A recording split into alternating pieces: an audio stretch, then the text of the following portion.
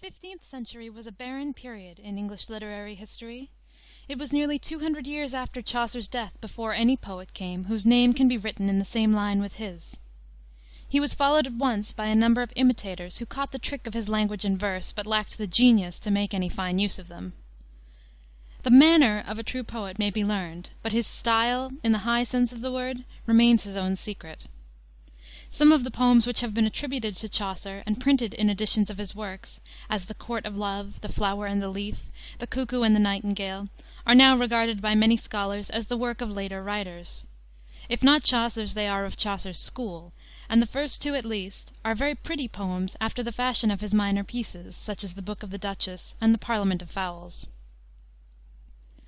Among his professed disciples was Thomas Occleve, a dull rhymer, who in his Governale of Princes, a didactic poem translated from the Latin about 1413, drew, or caused to be drawn, on the margin of his manuscript, a colored portrait of his master dear and father reverent.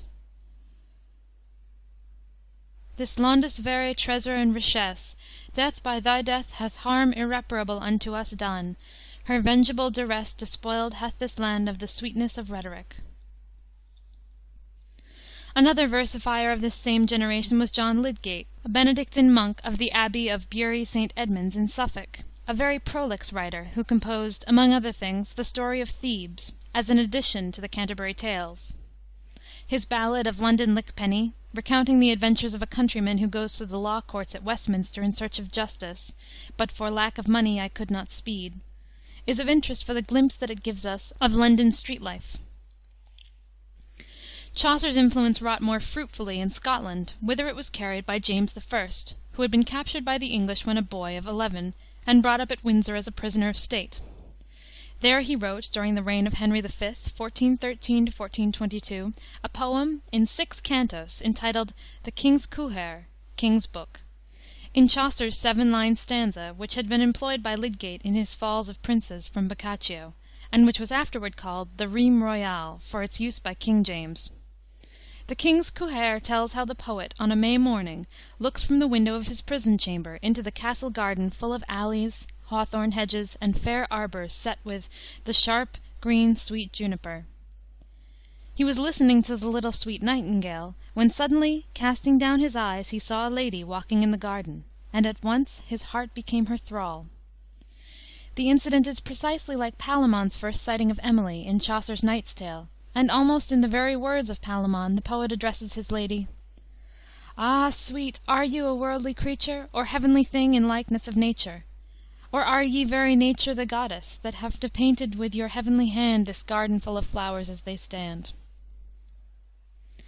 Then, after a vision in the Taste of the Age, in which the royal prisoner is transported in turn to the courts of Venus, Minerva, and Fortune, and receives their instructions in the duties belonging to love's service, he wakes from sleep, and a white turtle-dove brings to his window a spray of red gilly-flowers, whose leaves are inscribed in golden letters with a message of encouragement. James I. may be reckoned among the English poets. He mentions Chaucer, Gower, and Lydgate as his masters. His education was English, and so was the dialect of his poem, although the unique manuscript of it is in the Scotch spelling. The King's Quhair is somewhat overladen with ornament and with the fashionable allegorical devices, but it is, upon the whole, a rich and tender love song, the best specimen of court poetry between the time of Chaucer and the time of Spenser. The lady who walked in the garden on that May morning was Jane Beaufort, niece to Henry IV. She was married to her poet after his release from captivity, and became Queen of Scotland in 1424.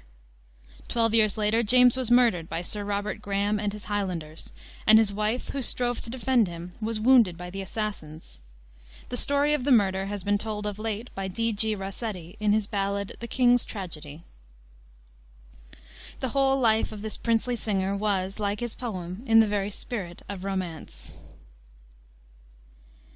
The effect of all this imitation of Chaucer was to fix a standard of literary style, and to confirm the authority of the East Midland English in which he had written. Though the poets of the 15th century were not overburdened with genius, they had, at least, a definite model to follow. As in the 14th century, metrical romances continued to be translated from the French. Homilies and saints' legends and rhyming chronicles were still manufactured. but the poems of Occleve and Lydgate and James I. had helped to polish and refine the tongue and to prolong the Chaucerian tradition. The literary English never again slipped back into the chaos of dialects which had prevailed before Chaucer. In the history of every literature the development of prose is later than that of verse. The latter being by its very form artificial, is cultivated as a fine art, and its records preserved in an early stage of society, when prose is simply the talk of men, and not thought worthy of being written and kept. English prose labored under the added disadvantage of competing with Latin, which was the cosmopolitan tongue and the medium of communication between scholars of all countries. Latin was the language of the Church, and in the Middle Ages churchman and scholar were convertible terms. The word clerk meant either priest or scholar. Two of the Canterbury Tales are in prose, as is also the Testament of Love, formerly ascribed to Chaucer, and the style of all of these is so feeble, wandering, and unformed that it is hard to believe that they were written by the same man who wrote the Knight's Tale and the story of Griselda. The Voyage and Travail of Sir John Maundeville, the forerunner of that great library of Oriental travel which has enriched our modern literature, was written, according to its author, first in Latin, then in French, and lastly, in the year 1356, translated into English for the behoof of "lords and knights and other noble and worthy men that ken not Latin but little." The author professed to have spent over 30 years in Eastern travel, to have penetrated as far as farther India and the isles that ben abouten India, to have been in the service of the Sultan of Babylon in his wars against the Bedouins, and at another time in the employ of the great Khan of Tartary. But there is no copy of the Latin version of his travels extant. The French seems to be much later than 1356, and the English manuscript to belong to the early years of the 15th century, and to have been made by another hand. Recent investigations make it probable that Maundeville borrowed his descriptions of the remoter East from many sources, and particularly from the narrative of Odoric, a Minorite friar of Lombardy, who wrote about 1330. Some doubt is even cast upon the existence of any such person as Maundeville. Whoever wrote the book that passes under his name, however, would seem to have visited the Holy Land, and the part of the Voyage that describes Palestine and the Levant is fairly close to the truth. The rest of the work, so far as it is not taken from the tales of other travelers, is a diverting tissue of fables about griffins that fly away with yokes of oxen, tribes of one-legged Ethiopians who shelter themselves from the sun by using their monstrous feet as umbrellas, etc. During the 15th century, English prose was gradually being brought into a shape fitting it for more serious uses. In the controversy between the Church and the Lollards, Latin was still mainly employed. But Wycliffe had written some of his tracts in English, and in 1449 Reginald Peacock, Bishop of St. Asaph, contributed in English to the same controversy, the repressor of overmuch blaming of the clergy.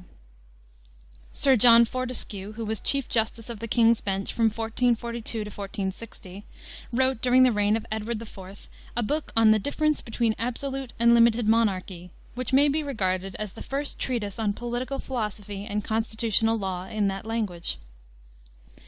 But these works hardly belong to pure literature, and are remarkable only as early, though not very good, examples of English prose in a barren time. The 15th century was an era of decay and change. The Middle Age was dying, Church and State were slowly disintegrating under the new intellectual influences that were working secretly underground. In England the civil wars of the Red and White Roses were breaking up the old feudal society by decimating and impoverishing the baronage, thus preparing the way for the centralized monarchy of the Tudors. Toward the close of that century, and early in the next, happened the four great events, or series of events, which freed and widened men's minds, and in a succession of shocks overthrew the mediaeval system of life and thought. These were the invention of printing, the Renaissance, or revival of classical learning, the discovery of America, and the Protestant Reformation. William Caxton, the first English printer, learned the art in Cologne. In 1476 he set up his press and sign, a red pole, in the Almonry at Westminster. Just before the introduction of printing, the demand for manuscript copies had grown very active, stimulated perhaps by the coming into general use of linen paper instead of the more costly parchment. The scriptoria of the monasteries were the places where the transcribing and illuminating of manuscripts went on, professional copyists resorting to Westminster Abbey, for example, to make their copies of books belonging to the monastic library. Caxton's choice of a spot was, therefore, significant. His new art for multiplying copies began to supersede the old method of transcription at the very headquarters of the manuscript makers. The first book that bears his Westminster imprint was the Dictes and Sayings of the Philosophers, translated from the French by Anthony Woodville, Lord Rivers, a brother in law of Edward IV.